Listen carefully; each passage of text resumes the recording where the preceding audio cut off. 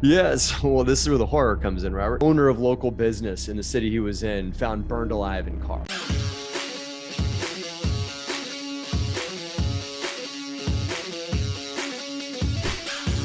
I'm Robert Helms, and today it is Halloween Horror Stories, things that went desperately, terribly wrong in real estate and the lessons we can learn. Sometimes it's the challenges that make us stronger. Tell us your Halloween horror story. It happened about 4 years ago. We sold an 18-unit apartment building in Philadelphia.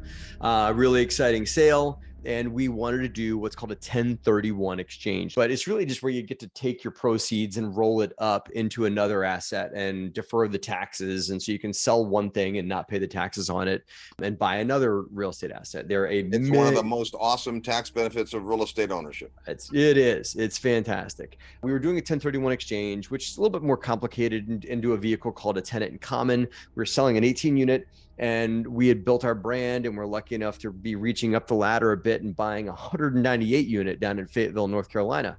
So we were under contract on that, and we were selling this one property and rolling the proceeds up through a 1031 exchange into this larger asset, and we're going to raise more capital and have more investors come in. So we sell the asset one, closing goes off, high five, everybody's happy. The money went over to the 1031 exchange custodian.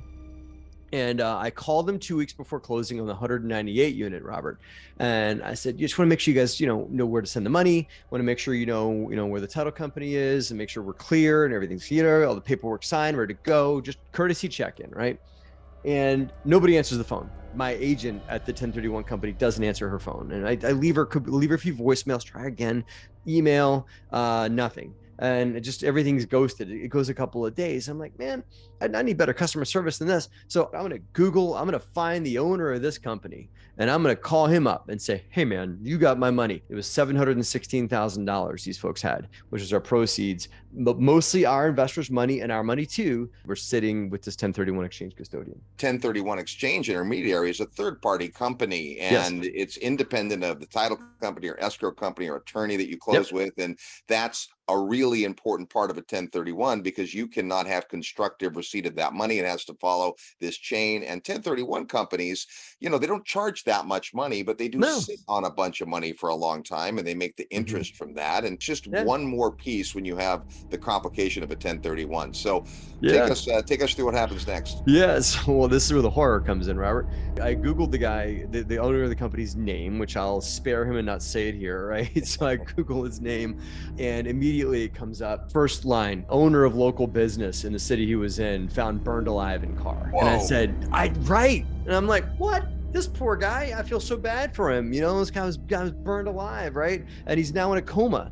And that's why nobody's calling me back, because this guy's now in a coma, the owner of this company. It turns out like he had gasoline poured all over him, and he was lit on fire in this residential neighborhood, and is now in a coma. And at first my heart goes out. I feel so bad for this businessman, whatever. But then I thought about it for a second, Robert, and I said, people like me and Robert Helms and good upstanding citizens like that don't tend to get lit on fire in a car. Like that happens in like the movies, like that happens in Scarface. That's just not the probability that happens. So it turns out that this guy was involved with some bad folks. And as you said, they sit on a lot of money, and you're supposed to just sit on it. But it turns out this guy was doing a lot of bad things with the money that he had, buying himself some real estate deals and kind of running what they call a Ponzi scheme, Robert. And so he was funneling the money in, funneling the money out. And this whole carousel was going until it just so happened this guy gets lit on fire in a car. And so now he can't keep his party going because he's in a coma. And so the party couldn't keep going anymore. And so the whole thing collapsed. Just so happens when Matt and the DeRosa Group and his company is involved in 1031 with this guy. At the time that he went to the coma, he had 6.5 million of other people's money that was misappropriated, let's say. Unfortunately, many times we see businesses that start out legitimately and then something happens, right? Scary stuff. So what did you do about it? Well, we were 2 weeks out from closing. Yeah. Obviously the money's somewhere, and through the course of time and law, maybe you could claw some of that back. But in a 1031, there are hard definite deadlines. Yes, sir. Otherwise, you risk the exchange. Well, you also risk the closing on the next asset. And we were buying a 198 unit apartment building, $3.2 million equity requirement for that deal. I had raised the 2.5 already from new, fresh investors that wanted to get into another DeRosa project. And that 716,000 was going to be the top frame of it, right? I actually needed around 400K to just close the deal and limp through closing and have a little bit of operating cash, not everything we wanted to have, waived our acquisition fee, like put all our fees on the shelf and said, okay, DeRosa is going to get paid later. I put myself last and put investors first. And the biggest thing I needed to do, Robert, I had to close the deal, because if I didn't close that new purchase, I had no asset. Right. And if I had an asset that I could put investors into, then I could leverage that, and I can keep the machine going so that I could cover my investors. So first thing we did was I went and found myself what they call a hard money lender, which is someone who lends money at higher interest rates on higher risk deal, that lent me $400,000 at 15% plus 4 points. Right. Yep. That's why they call it hard money. Yeah, boy. Whoa. That was enough to close the deal. And then I raised him out. I kept raising equity from new investors, pay him off, and eventually pay our fee way miles down the road, and to give us the breathing room we needed to finish the asset. Secondly, typically the way syndications work, Robert, is the general partner, us, gets a percentage of the profit from the deal, and the limited partner, the investors, typically get the lion's share of the deal. This was set up at a 70-30 split. So investors got 70%, we got 30%. Those investors, the 716K, that would have represented around 15% of the ownership of the deal. Now, because the money got stolen and got put on the shelf, what else did I have to do? I gave them half of my skin, Robert. So I gave them half of my ownership of the deal went to those investors that had no dollars in the game anymore because their money got stolen, so I gave them half of my GP side to those investors as their collateral.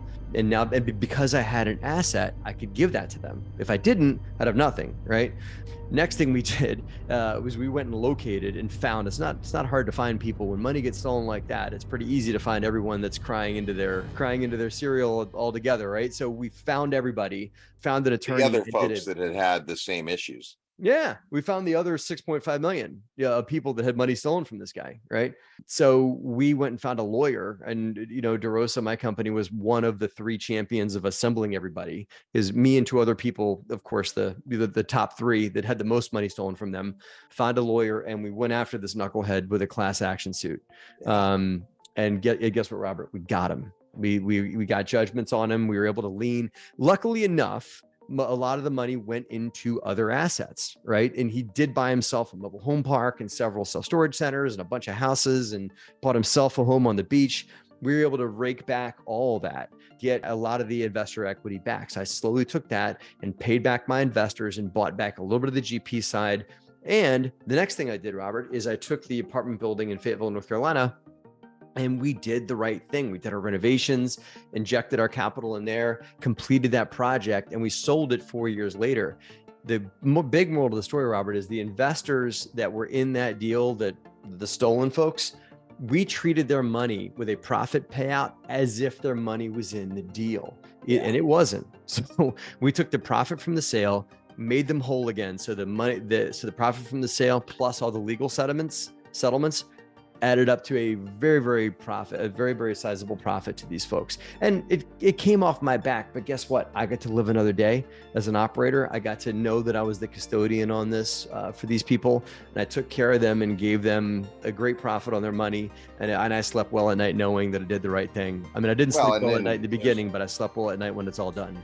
Well, and I think a big part of that is when you're in the business of syndication, then it's not just about taking good care of your clients, which is kind of a base understanding, but if you do it right, they've got other assets. They'll bring more money into deals if you're a good steward of it, and they'll also bring friends and referrals. And this was the situation outside of your control. And you came up with a creative way to handle it, and thankfully it ended well.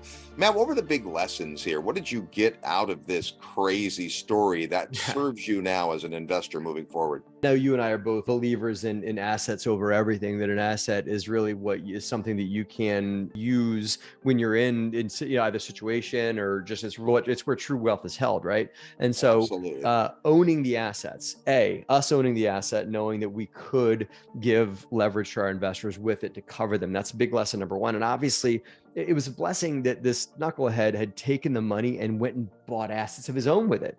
If all that money went up his nose, if you know what I'm saying, or if all of it had gone away, or if he had Or bet on red in Las Vegas. yeah, right. Then there's really nothing we could have collateralized. But lucky enough, this guy went and bought assets for himself, and now we can rake those back and get paid back. Had he not done that, No, he was running an exchange. It just wasn't the kind of exchange you thought it was he going to was be. exchanging for himself. Your assets for his assets. Right. Yeah. Yeah. Oh, Second leg is always ask for referrals from people that you like and trust that can. I should have just called my CPA. I called my CPA and told him this horror story. And he said, "What are you thinking? Just call me. I know a 1031 company that has bonds. Make sure," another lesson, make sure your 1031 company's bonded, because if they had had a bond, anything happened wrong with the money, the bond company would have stepped in and insured it. Right. So that's another great lesson. And not a requirement, by the way, for no. a 1031 exchange intermediary. People think that, well, they've got all these legal requirements, and they do not. Got to be a little bit, but not bonded. So, but many of them are, and that's a great lesson right there. You would think that 1031s are like some of the most unregulated vendors out there. You would think that they would be, given the amount of money that flows in and out of their doors, but they're some of the most unregulated companies out there, and they should be, but they're not. And lastly, Robert, is biggest thing that I learned is just a reminder of putting investors first. In doing that, by putting my investors way before me, I was able to do the right thing by them in the long run. And it stung a little bit, of course, to have to write checks to these investors for the hard-earned sweat that I put in, but it was worth it to know that I did the right thing by people, because at the end of the day, us as real estate operators, active operators, are custodians for those that invest with us passively.